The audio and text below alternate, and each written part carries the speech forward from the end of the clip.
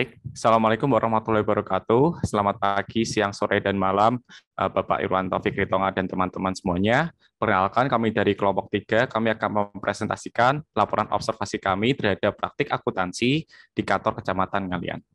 Next. Berikut adalah anggota kelompok kami, ada saya sendiri Aska, lalu ada Dito, Doni, Farhan, dan juga Hanif. Next.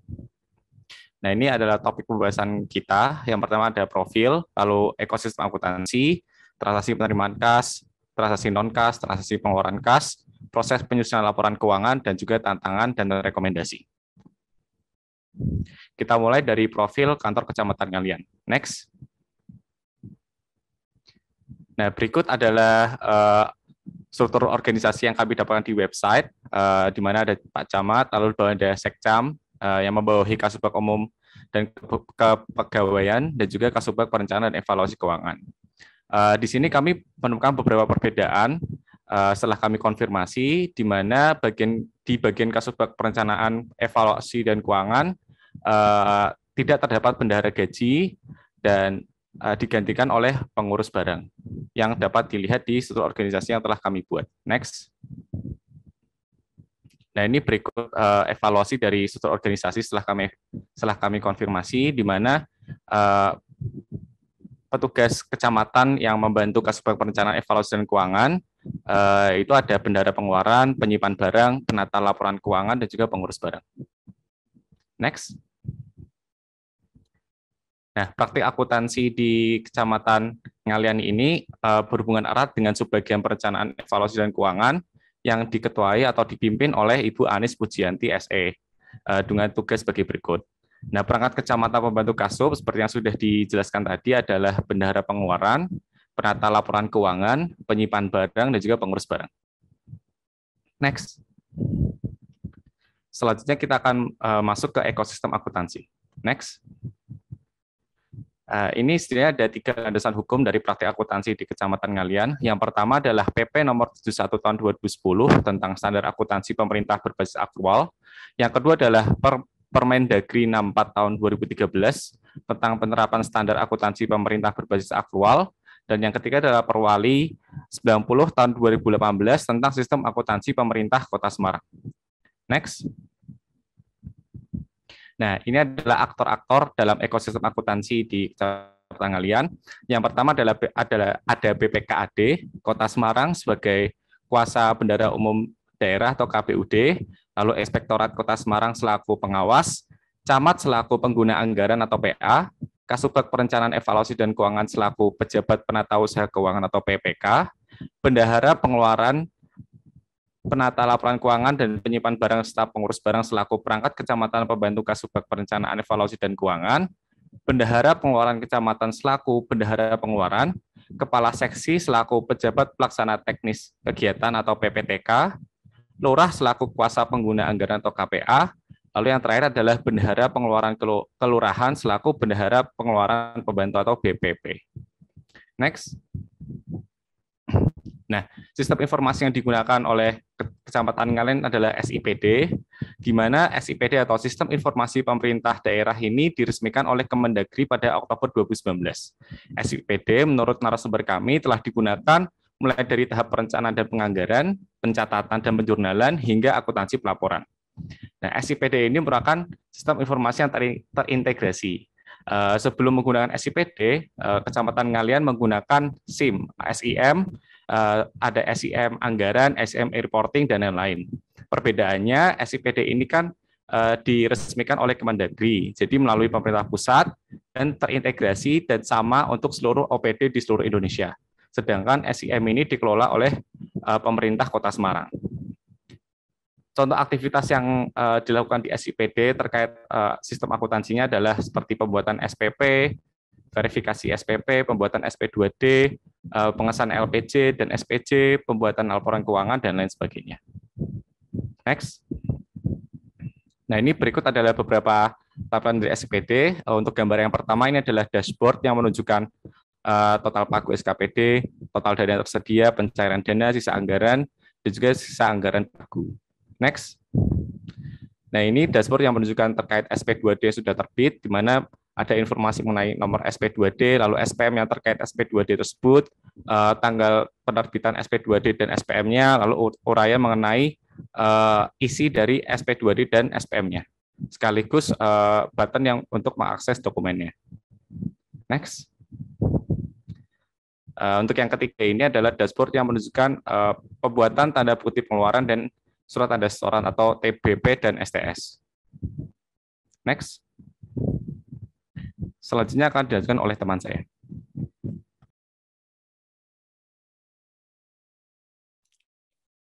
Baik, selanjutnya saya akan menjelaskan mengenai transaksi penerimaan kas. Next. Nah, transaksi penerimaan kas di SKBD Kecamatan Ngalian ini berkaitan dengan pendanaan yang bisa berasal dari pendapatan asli daerah atau PAD dan juga dana alokasi khusus atau DAK. Nah, PAD ini bersumber dari Pemkot Semarang yang digunakan untuk belanja barang dan modal, sedangkan dana alokasi khusus ini sumbernya dari pemerintah pusat yang nantinya akan digunakan untuk menggaji PNS. Next.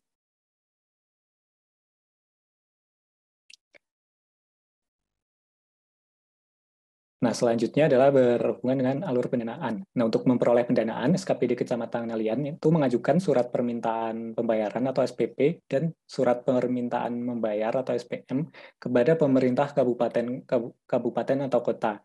Nah, SPP ini dibuat oleh Bendara Pengeluaran yang kemudian diajukan ke Kasubag Keuangan selaku pejabat penata usaha keuangan atau PPK untuk diverifikasi dan diteruskan ke camat yang merupakan pengguna anggaran untuk diautorisasi. Setelah itu, SPP dikirimkan ke BPKAD selaku Bendahara Umum Daerah, dan selanjutnya Pemkot memproses permintaan tersebut dan menerbitkan SP2D, sehingga permintaan dana dapat dicairkan dan masuk ke rekening Bendahara Pengeluaran. Nah, alur pendanaan SKBD Ngalian ini sudah menggunakan cash management system, sehingga transaksinya itu sudah dilakukan secara otomatis atau non-tunai. Untuk jurnal penerimaan kasnya sendiri itu tidak ada karena SKBD Kecamatan Ngalian itu bukan merupakan OPD penghasil, sehingga tidak ada transaksi penerimaan kas yang dicatat. Untuk selanjutnya mungkin dijelaskan oleh teman saya.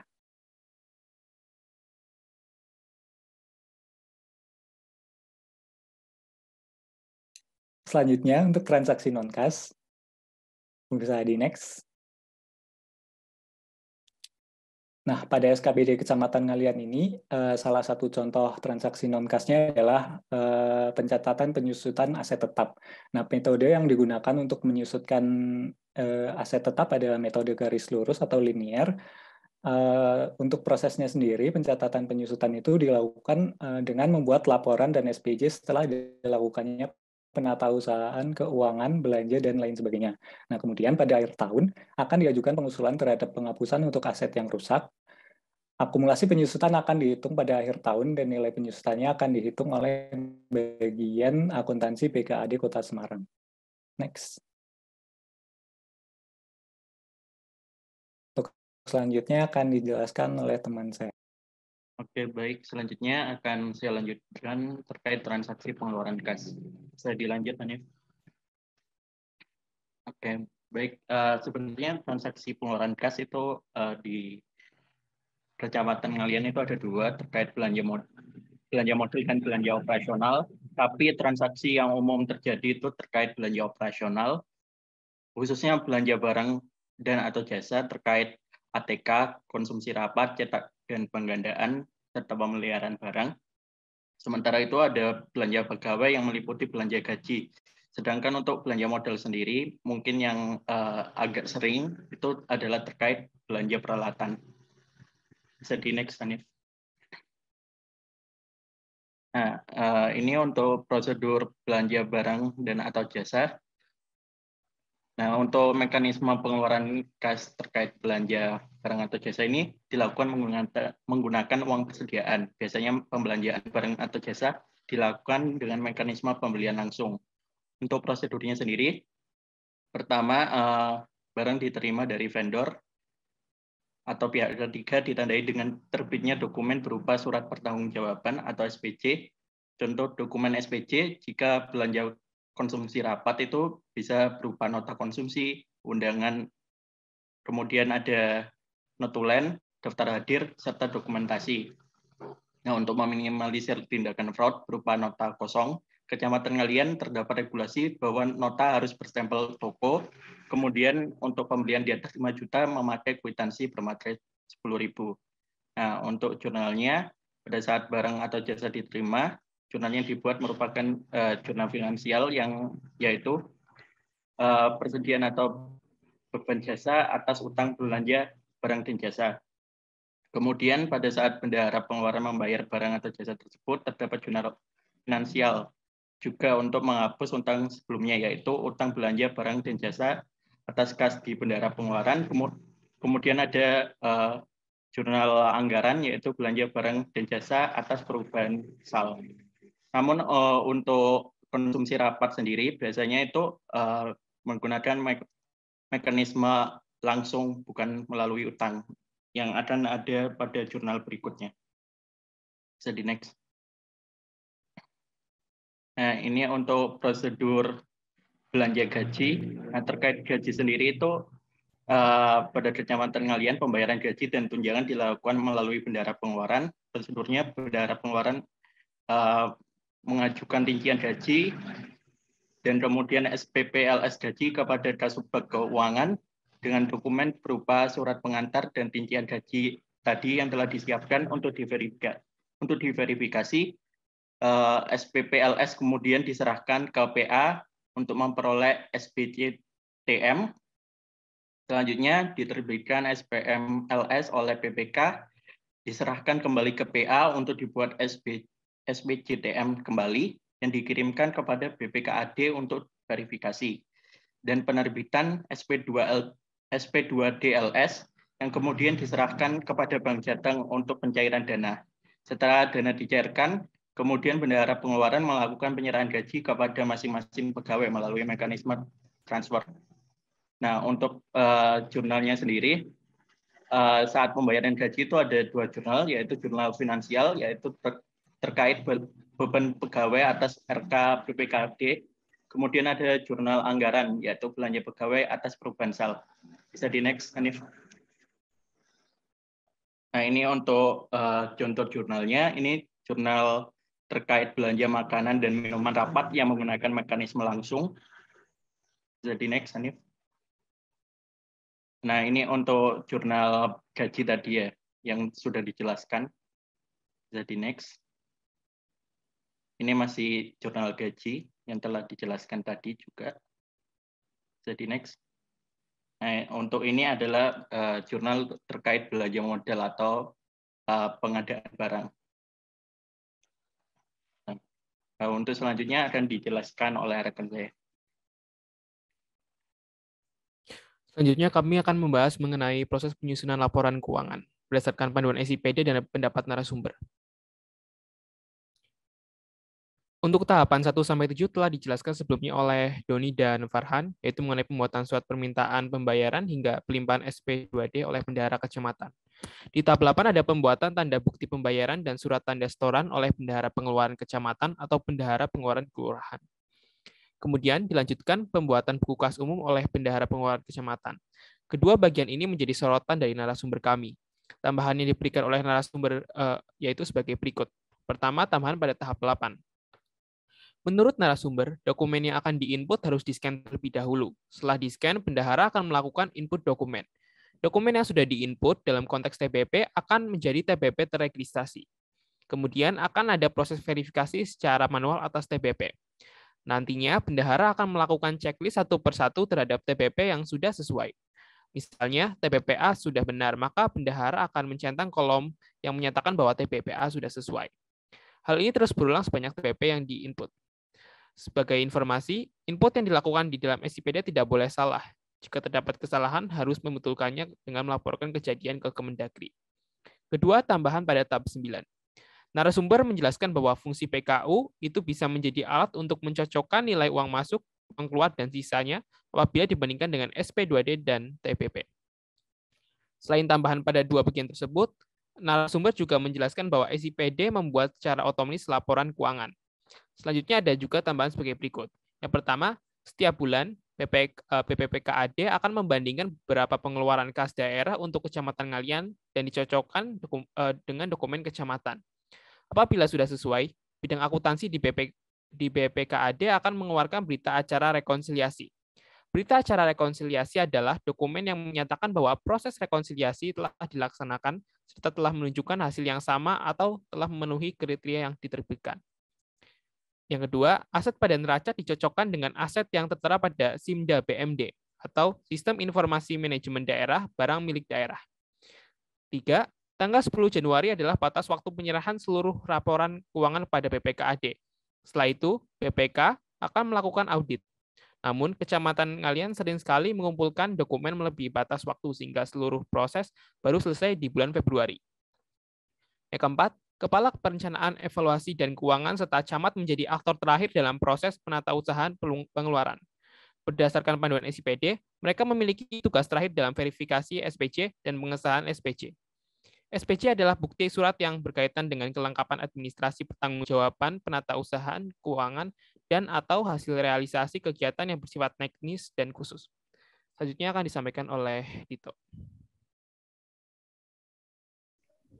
Baik, terima kasih Hanif. Di sini saya akan melanjutkan presentasi dari kelompok kami, yaitu membahas tentang tantangan dan saran terhadap kantor Kecamatan Ngalian, khususnya di bagian perencanaan dan keuangan. Next. Baik, jadi menurut narasumber kami yaitu Bu Pujianti, tantangan utama yang dihadapi oleh subbagian keuangan di kantor Kecamatan Ngalian ini terkait dengan masalah SIPD yang mulai diimplementasi sejak tahun 2019, yang mana ada dua masalah yang utama. Yang pertama adalah lamanya proses bila kantor kecamatan ingin mengkoreksi data yang terinput. Jadi kantor kecamatan itu perlu waktu minimal 1 pekan jika melakukan salah input data, seperti transaksi keuangan itu nanti perlu konfirmasi ke Kemendagri untuk perubahannya. Lalu yang kedua adalah SIPD ini yang baru diimplementasi tahun 2019, ini masih dalam tahap pengembangan sehingga masih cukup banyak kesalahan sistem dalam SIPD ini. Next.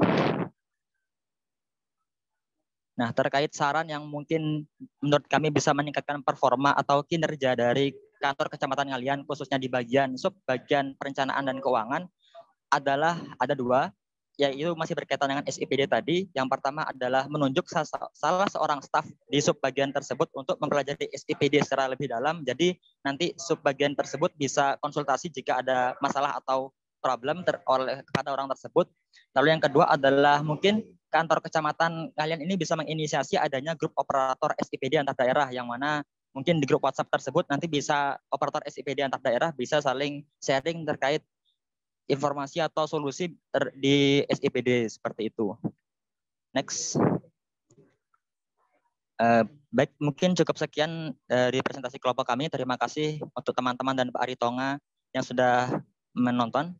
Saya tutup mewakili kelompok kami. Wassalamualaikum warahmatullahi wabarakatuh.